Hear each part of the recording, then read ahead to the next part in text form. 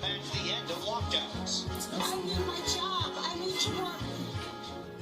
Multiple states now easing restrictions. Some Florida beaches opened and are now packed as the vice president attends military academy's graduation in person. Signs of hope. The lowest death toll New York's had in weeks. Hospitalization numbers are down. Good news. Is the state coming down from its peak? The battle's still far from over as we get more deadly news from nursing homes. Just how widespread is it? A controversial new study of one American community shows the virus is up to 85 times more widespread than previously believed, as a new report says contamination at a CDC lab slowed initial testing. The risky plan for one European country. No lockdown, schools and restaurants remain open and crowded. Is Sweden's experiment? This is NBC Nightly News with Jose Diaz Balart. This is going on with COVID, guys. With breaking news, the battle to open states back up for business is playing out in communities across the country tonight. We're also seeing a different kind of gathering. This was the hours-long line at a food pantry this morning, a sign of just how much Americans are struggling. All this as the healthcare fight is still far from over. The U.S. hit a new milestone today. More than 700,000 confirmed cases of coronavirus. Our reporters are covering this story from across the country. We begin with Sam Brock in Miami. Tonight, fresh anger rippling across the country. I need my job. I need to work. From coast to coast, thousands of people frustrated. We're not going to have a vaccine for at least 18 months. We cannot shut down our state for 18 months. About their economic survival in the face of widespread shutdowns. Small business is the lifeblood and oxygen to America. And if that dies, we die. This following a wave of gatherings this week in places like Michigan and Kentucky, seemingly inspired by conservative grassroots efforts online. The passionate pleas coming as states like Texas make plans to open up their economies through a multi-step approach. First permitting state parks, then retail stores with pickup options by the end of next week. As COVID-19 cases in the Lone Star State continue to rise. North Carolina, Florida, and California have approved access to some beaches. New York Governor Andrew Cuomo reacting to these scenes of crowded beaches in Duval County, Florida. They opened the beach in Jacksonville, I think it was some beach in Florida, and like the whole beach was filled. Yeah, because you have all this pent-up demand. As 7 northeastern states, led by New York, continue to clamp down on regular activity without more testing. And every state on its own plan, the president ultimately approved this week, at the same time backing protesters. These are people expressing their views. I see where they are, and I see the way they're working. And they seem to be very responsible people to me. And going further, tweeting, "Liberate Virginia, Michigan, and Minnesota from stricter rules on social distancing." This is just grossly irresponsible, and it is dangerously bombastic because it inspires people to do dangerous things. Today, Vice President Pence attending a graduation ceremony at the Air Force Academy, in person, where cadets marched several feet apart. While we don't quite look like the usual graduation at the Air Force Academy, let me tell you, this is an awesome sight. That class, finishing a years-long journey, some without their families there to witness it. I really wish they could have been here. This is a huge moment.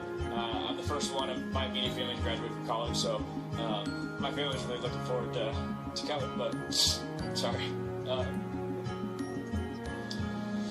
Yeah. And Sam joins us now from Miami. Sam, there's new information on how Americans feel about reopening the country. Jose, the Pew Research Center just published a new study. 2/3 of Americans think states are moving too fast. 1/3 think they're not moving fast enough. As for what's going on right here in Miami-Dade County, the mayor this morning said he's seen those images from Jacksonville. He still wants to reopen beaches with tight restrictions. Jose? Sam Brock in Miami, thank you. In New York today, the first concrete signs that the worst may be over, but also a dire warning about the group at highest risk from the virus. Here's Kathy Park. So much needed good news for New Yorkers. If you look at the past 3 days, you could argue that we are past the plateau and we're starting to descend, which would be very good news. Hospitalizations are down and emergency rooms are less crowded than before. Still, New York is adding another layer of protection, requiring everyone to wear a mask in public if social distancing isn't possible. But the daily death toll remains high. 540 lives lost, 36 in nursing homes. The outbreak ravaging these facilities at a devastating pace. Nursing homes, by far and away, are the number one long-term, really devastating consequence of this disease. Nationwide, the New York Times reports that a fifth of COVID deaths are linked to nursing homes, which have been criticized for underreporting cases. There's such a lack of transparency right now that many families are basically flying blind. They don't know if there's COVID in the building. They don't know sort of the state of what's happening with their loved ones. The virus is also stretching into prisons and detention centers like this one in Virginia.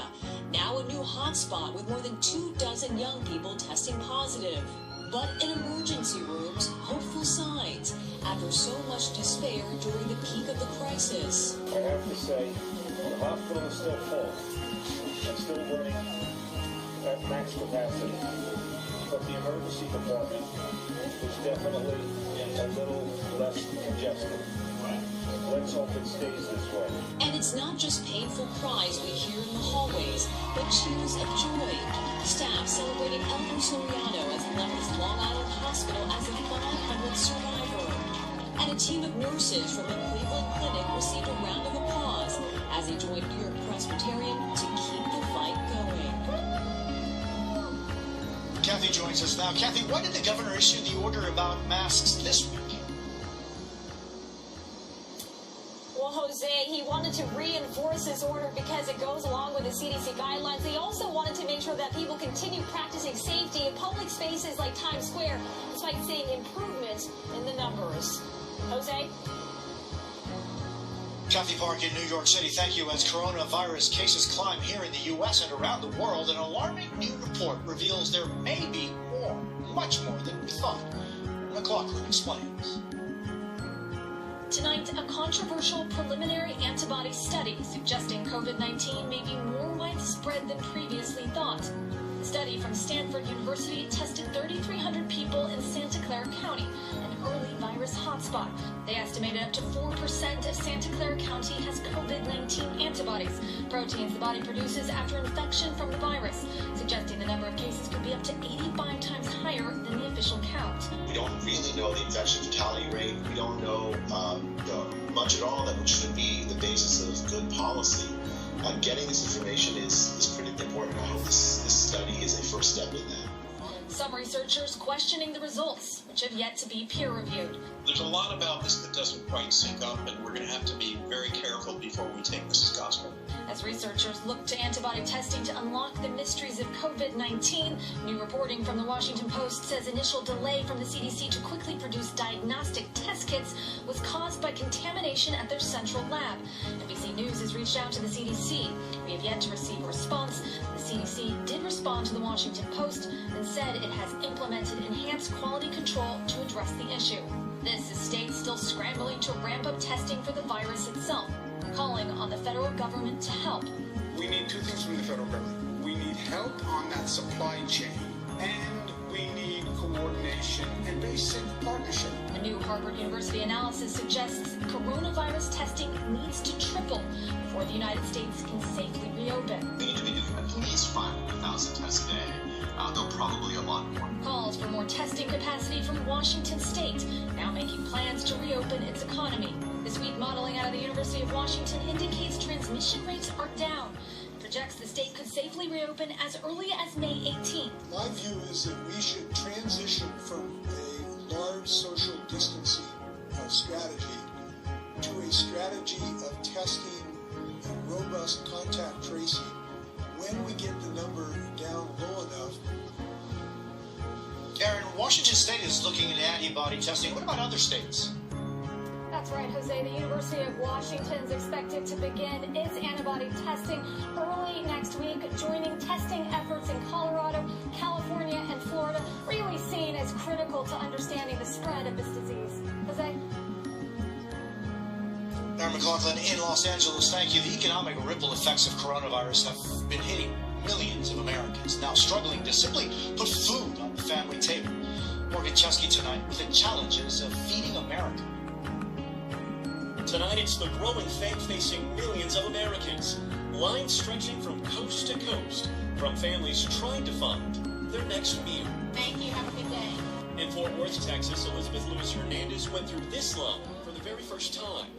The fresh food a blessing for her family after being laid off as a waitress. If you didn't have a place like this, what would you do? I would know. Really, to be honest. I mean, I've never been in this type of situation like this. I've always, worked. I've always been able to support myself, support my family. It's always been okay. It's a lot different right now. Those helping are feeling the difference too. At Tarrant Area Food Bank, staff boxes up about 1 million meals a week. The big question, how to keep up with demand. Supply is not endless. We have no idea, when the supply will run out. And so we're 4 weeks into this, and we're 60% above our normal distribution amounts. It is 4 weeks. It's just 4 weeks. The National Grocers Association admitting the strain, writing, given the unprecedented demand in many markets and the disruption COVID-19 has caused, the supply chain is still working to catch up. The Trump administration announcing a $19 billion bailout package for farmers hurt in the crisis. The majority of that going to those still tasked with feeding Americans. For small businesses, the fight isn't over food, but funding. With nearly $350 billion in federal loans already handed out, many owners no longer wondering if they'll close, but when. I'm scared for a lot of small businesses, especially, I'm scared for everyone. I'm playing the game like I'm not getting away. I'm supposed to. An estimated 171 million Americans are planning on a government stimulus check. This week, nearly half of those checks have gone out. Morgan, we're hearing about unprecedented demand. What are food banks doing to keep up? Yeah, Jose, the game plan is definitely shifting. Here at Tarrant Area Food Bank, they didn't want to replicate those long lines we've seen all over the country, so what they've done is deploy mobile pantries throughout the community, and so far, they're feeding about 250,000 people every week. Jose?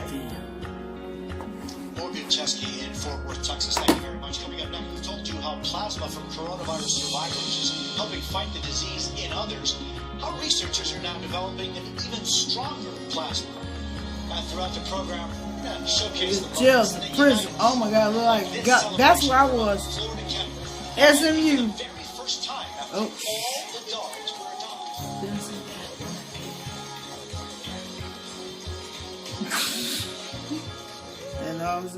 We're back now with the search for solutions. As researchers scramble to find ways to fight the coronavirus, we have an exclusive look at how 6 competing drug companies. Oh my gosh! Oh my gosh!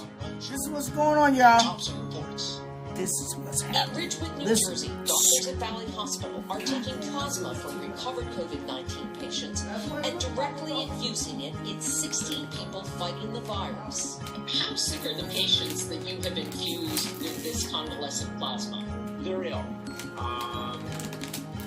They're either on the verge of requiring mechanical ventilation, or they already are.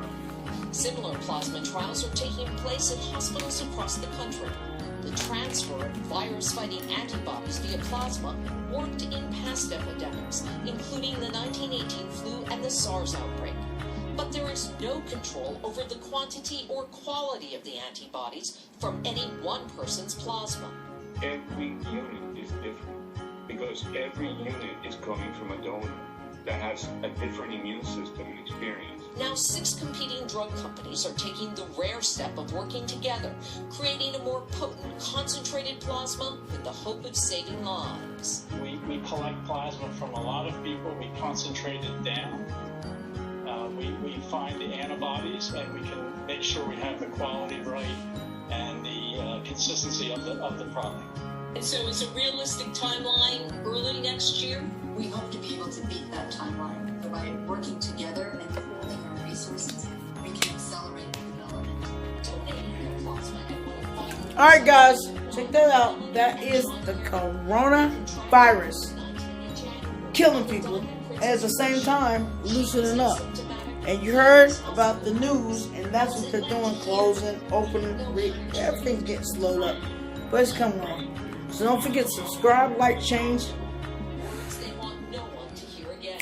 Subscribe, like, ring that notification bell, and thumbs up. Also, don't forget about the $400 cash giveaway at 2K.